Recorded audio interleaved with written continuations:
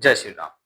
मेष राशि के जातकों साप्ताहिक राशिफल 22 जून से लेकर 28 जून तक कैसा रहने वाला है, आइए इसको जानते हैं डे बाय डे चंद्रमा के गोचर के आधार पर। सबसे पहले 22 और 23 तारीख में आपके साथ क्या संभावना बनती है कि आपके चंद्रमा का गोचर आपकी राशि से छठे घर में चलेगा।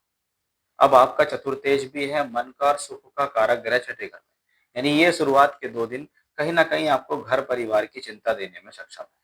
कभी कभी परिवार की चिंता, माता की चिंता, पारिवारिक जिम्मेदारियों की चिंता।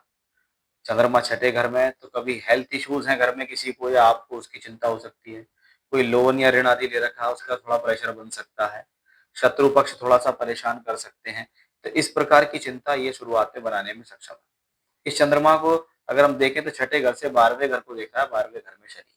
इस दौरान आपकी प्रोफेशनल लाइफ से रिलेटेड या कोई फायदा या कोई लाभ से संबंधित चीजों को प्राप्त करने के लिए या प्रोफेशनल लाइफ को आगे बढ़ाने के लिए आपको इस दौरान कोई यात्रा भी करनी पड़ सकती है।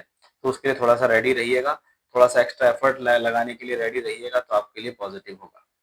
24, 25 और 26 तारीख में चंद्रमा का गोचर राशि से सप्तम भाव में। सप्तम भाव कर्म, कार्य क्षेत्र, नौकरी, व्यापार का भी है, पद प्राप्ति का भी है, व्यापार का, नौकरी का, साझेदारी का, जीवन साथी का है। वहां पर वो शुभ ग्रह होकर बैठा हुआ है, इसलिए ये स्थिति 7वें घर के कारकत्वों को संभालेगी। भूमि, जमीन, जायदाद, प्रॉपर्टी से संबंधित स्थितियों के लिए बेहतर है। पारिवारिक स्थितियों को संभालने में बेहतर है। मन की को कुछ प्रसन्नता देने में ये चीजें सक्षम है। पद प्राप्ति, नौकरी, व्यापार के लिए इसको अच्छा माना गया है। एजुकेशनली इसको अच्छा माना गया है। ये स्थिति आपके जीवन में साझेदारी के लिए, विवाह और वैवाहिक संबंध, इन चीजों के लिए भी, क्योंकि वो शुभ ग्रह है और उस पर किसी प्रकार का शुभ प्रभाव नहीं है, इसलिए वो 24, 25 और 26 तारीख में ये स्थितियां आपके कहीं ना कहीं फेवर में दिखाई देती हैं।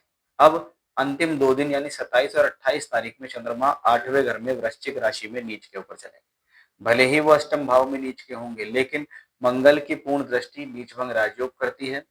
उच्च के गुरु की दृष्टि भी चंद्रमा पर है, यानी ये ग्रह है भले नीच का, लेकिन नीच का होते हुए भी ये अच्छे और बेहतर फल देने में सक्षम है, या कहिए राजयोगकारी फल देने में सक्षम है, क्योंकि मंगल की स्वदृष्टि चंद्रमा को बली कर रही है।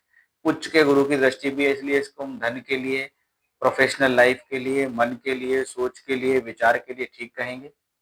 आपके जीवन में आपको सकारात्मकता देने के लिए ठीक कहेंगे। मन में किसी प्रकार का चिंतन या घबराहट अगर हो जाए तो उस चीज से बाहर निकाल के लाने में सक्षम है, क्योंकि चंद्रमा यहाँ नीच भी होता है।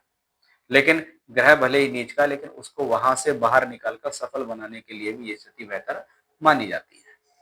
जय श्री राम।